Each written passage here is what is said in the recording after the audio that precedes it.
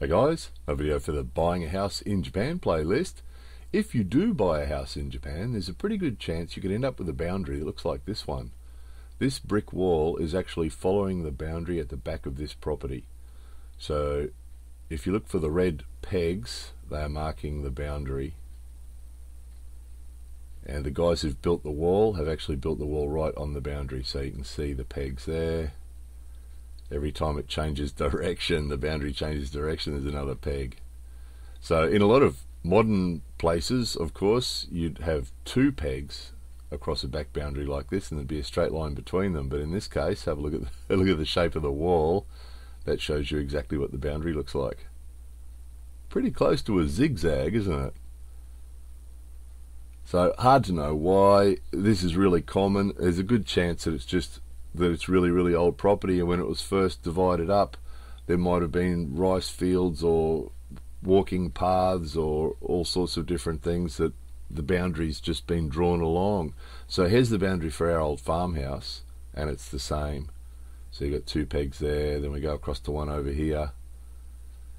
And it gives you an idea of how crooked it is by how close these markers are. See, they're about 1 meter apart there, and then it goes down here, crooked line, straight line to that red one, and then straight line to the next one.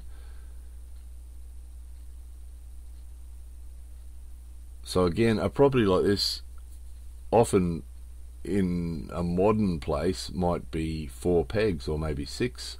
We had something like 40, something like that. The surveyor who had to survey this place when we bought it had a terrible job, and there was no line that was longer than about 10 meters. And then it curved, so you'd have to do another pin, and he did pins all the way around. And this is really common in the older parts of Japan. If they subdivide some big piece of land out in the middle of a rice field somewhere, obviously you could end up with some nice rectangular blocks. But in an old area like this, in an old town, this is really common. So look for the red pins, there's one there. And then from that corner to the front of the place, there's about 10, 12, something like that. It actually zigzags. This gutter here actually has pins all the way along it, and it's sort of, the boundary zigzags backwards and forwards. You can see left and right, zigzags up to a corner here, and then it does a really sharp turn, and then another couple of sharp turns, and then a couple of small turns, and a bit more zigzagging before it gets to the front out to the street again.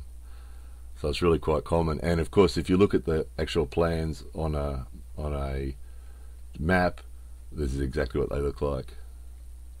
So, crooked boundaries in Japan.